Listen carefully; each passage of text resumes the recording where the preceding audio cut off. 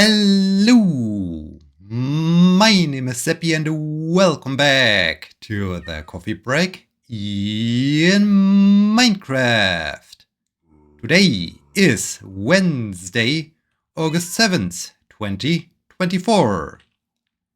I heard an Enderman and now I am a bit concerned that this guy doing something stupid, like stealing from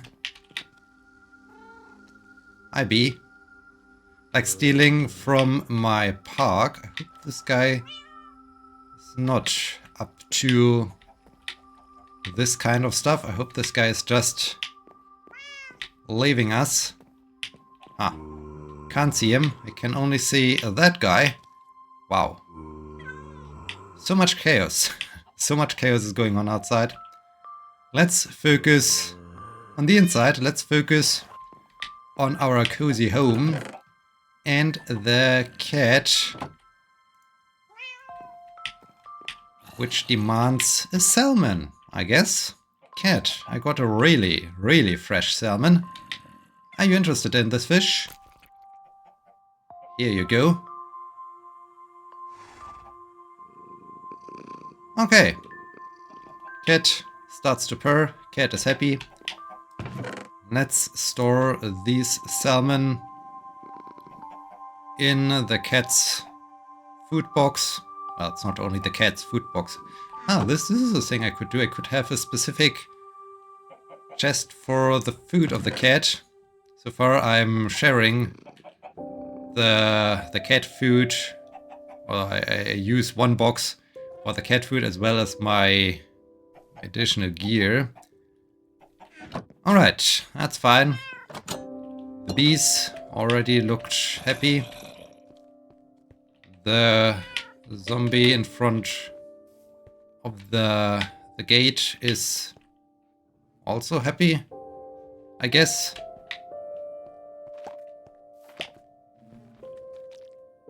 Yeah, the bees are industrious, that's good. Salmon are happy.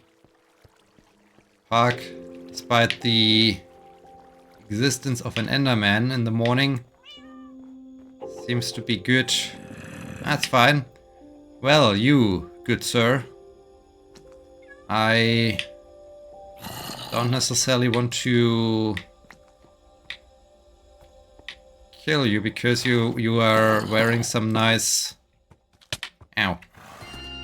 Some nice sunscreen.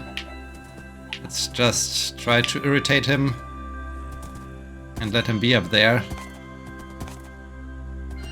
He's allowed to continue his existence. Oh no, there's the Enderman down there. And the Enderman is holding a block of dirt in his hands. Dang it. Why? Why are they doing this to me? Alright. I feel that all the efforts made to light up the caves were in vain. They are still Endermen, they are still doing their mischievous behavior. Nothing basically has changed. That's unfortunate. That's so unfortunate. Man, if only we could have an Enderman scarecrow or something like that. That would be cool. That would be so fantastic. But okay, let's do some fishing and talk about my time as an intern. An intern at the emergency room of the clinic of the university. It sounds more dramatic and more exciting than it actually is. It sounds even more exciting and dramatic than than it really is, or what really happened, because basically nothing happened. I was so much looking forward to tell you a good story or tell you something about, hey, that's cool, that's exciting, that's something special. But in reality, it's rather boring, unfortunately. So that's sad. That's really sad. There are a few contributing factors making this experience so far boring. As a disclaimer, it's Wednesday morning, so I completed 2 days so far as an intern at the emergency room. The third day is about to start in more than 1 hour, so there's still plenty of time. The things might become better, but I do have my doubts. One thing which I guess is a central contributing factor is the summer break.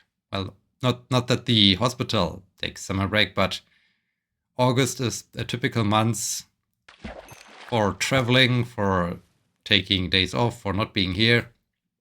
So there is, I guess, a big factor of people not actually being in the town, being traveling, not having time to injure themselves, which I guess is good, but which also results in the fact that there are not many patients. When taking shifts in the emergency service, it often feels like, okay, we are bringing in several patients per day. But yesterday, for instance, I saw only 3 ambulance crews in total, I guess, bringing in patients. So in an 8-hour shift, I only saw 3 patients being brought by an ambulance. As I said, it's a good thing. It's great when people are healthy, when no one gets injured and so on.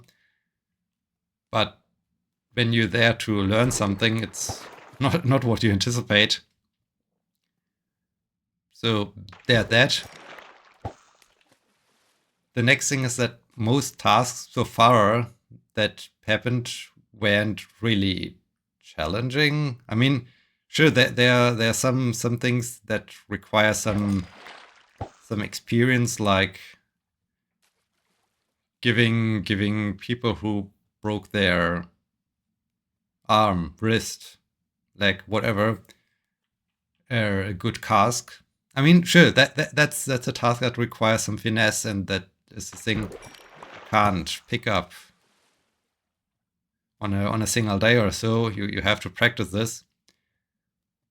But all the other things, like applying a bandage or taking blood samples, you did it. I mean, applying bandage is a thing that I practiced during the time in the emergency response service.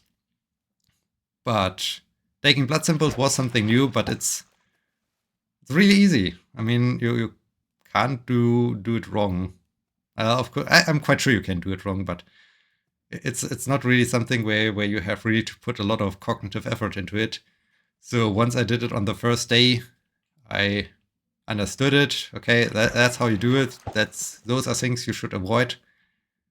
Okay, please let me do it for the rest of the day, or just assign this task to me and I do it for you. But no, it's so hard to, and that's the second point, it makes the entire experience a little boring. It's so hard to actually get an assignment. Most of the time we're just sitting around waiting for something to happen. And if something happens, sometimes we even are sent out of the room because apparently the room is too crowded.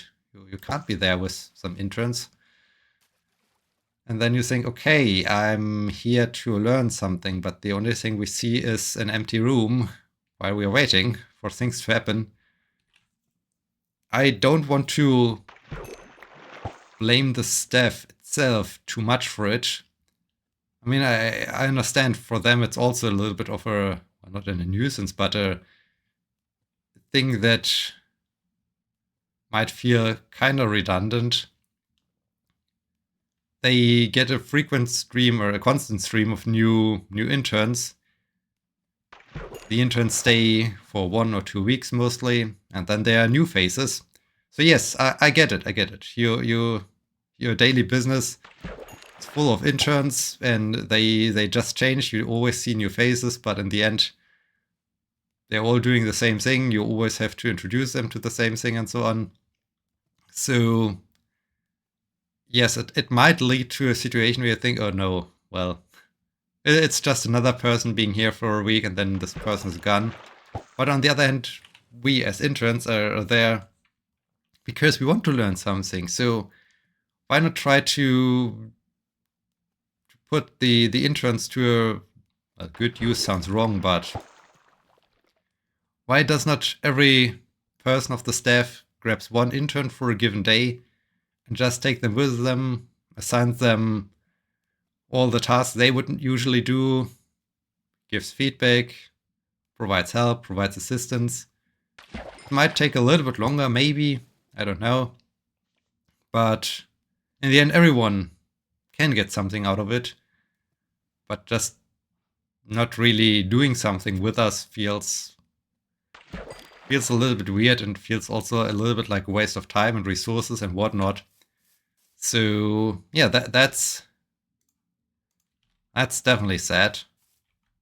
And that's also my biggest complaint about it so far. That why aren't we getting assigned to a specific person? I mean, currently we are 3 interns at the station, and there are more people from the staff, so it would be easy to assign one intern to each staff member, or maybe even assign an intern to a physician, that a physician gets an own helper. I'm currently thinking whether I should do this today, to ask just the physicians, hey, do you need another hand? Can I maybe follow you along the entire day?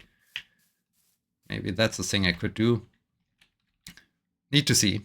Would definitely be maybe a thing of change.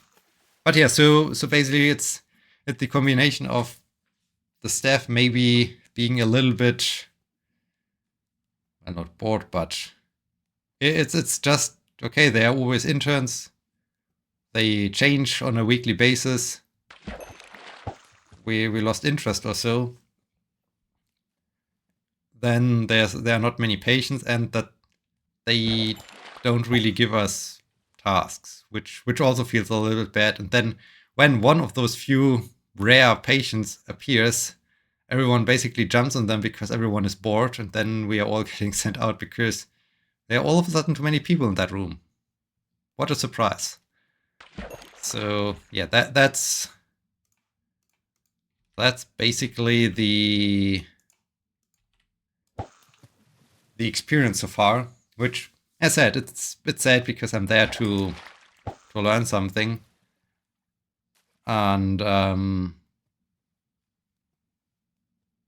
yeah, I'm eager to see what happens today.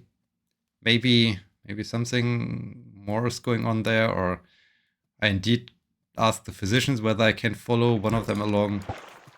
Maybe that's a thing, how I can be hopefully a little bit more productive or so than just sitting around and waiting for things to do, or holding the hand of someone who gets a cask, that they hold their arm still.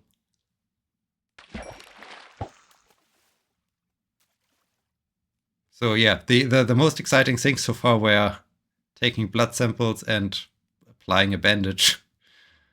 And that's about it. And even those things we did so many times during emergency response service, like preparing some medications or so. Instead of asking, hey, do you know how to do this, and can you please do it? It's a very boring and elaborate procedure of watching them do everything, and you think, okay, yes, thanks. Know that already. Can I please do something instead of just watching you do stuff? Also, which I found a little bit strange. Not quite sure. I need to get some more experience with that. I need to continue observing this for the rest of the week. is the documentation, or how the patients are getting processed. Basically, there always is somewhat of a handover from the emergency service to the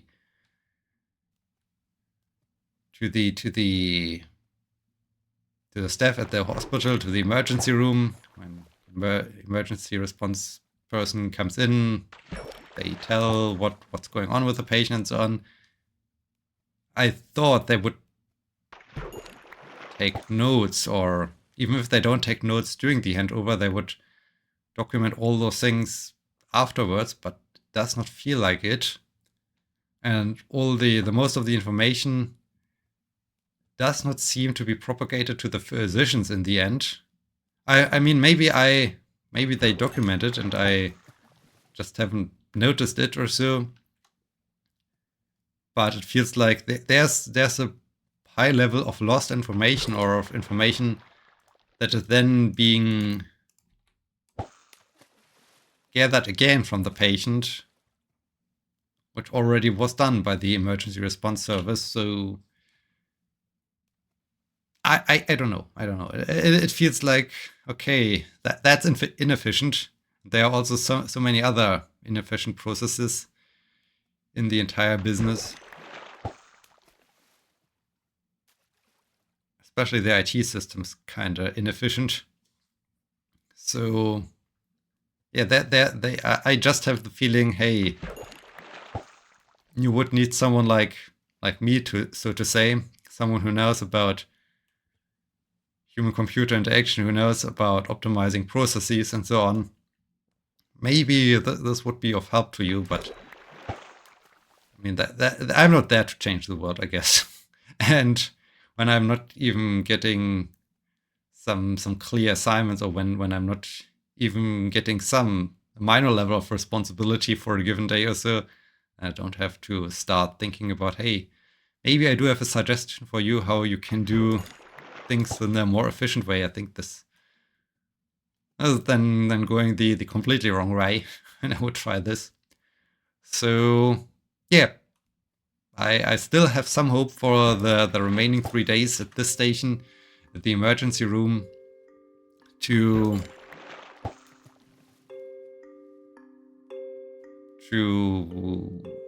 do something more, to get a certain level of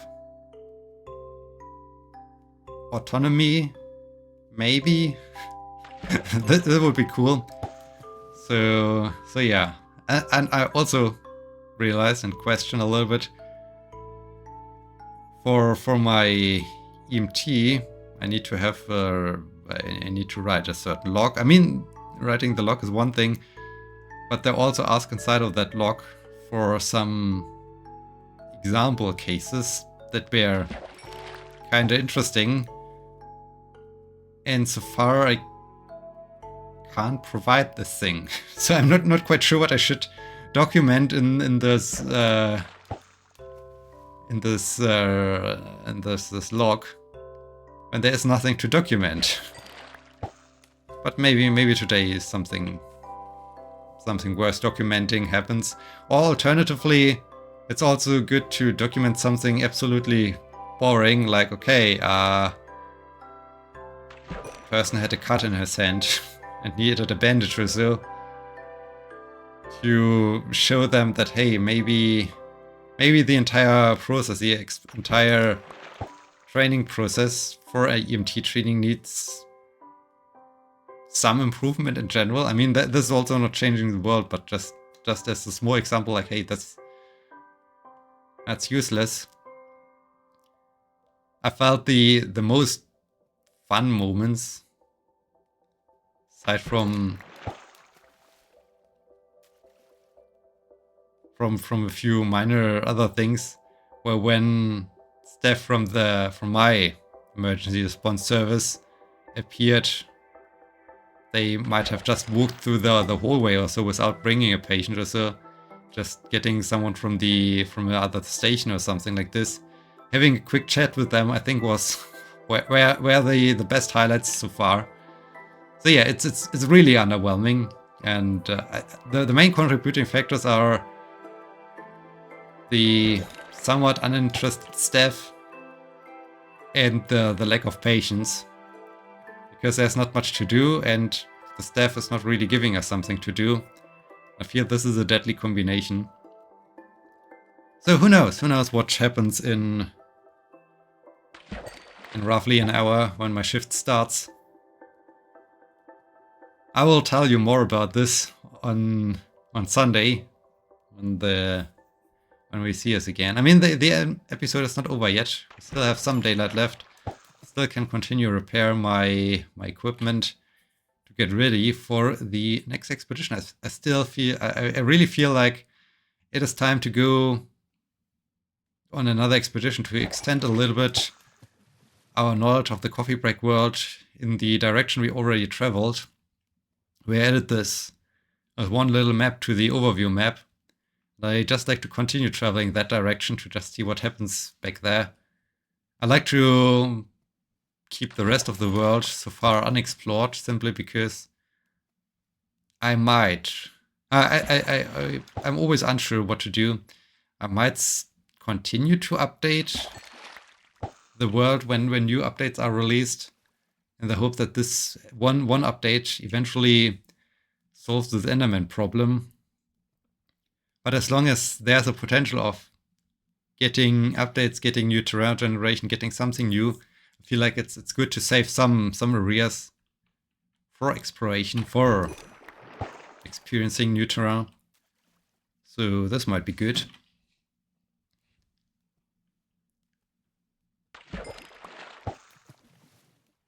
And yeah, so expedition, I guess, will be next. I did the animal farms, put things into the museum, organized a little bit my inventory. I feel like, owie, ow, no. Getting shot by a skeleton. Shield. Where are you? There you are.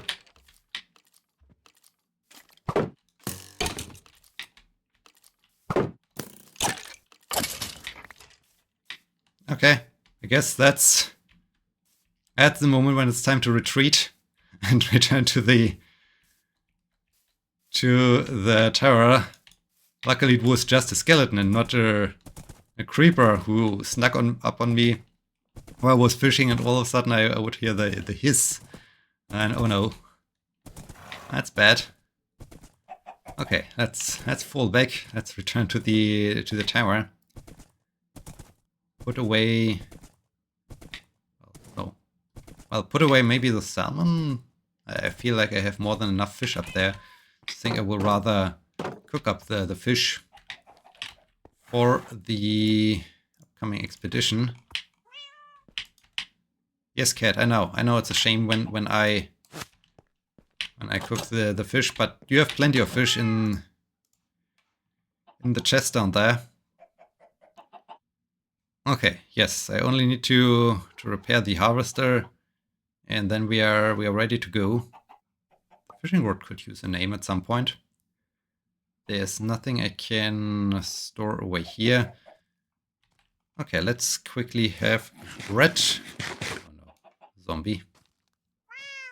This guy is not wearing sunscreen, so this guy will have a very bad morning, I guess.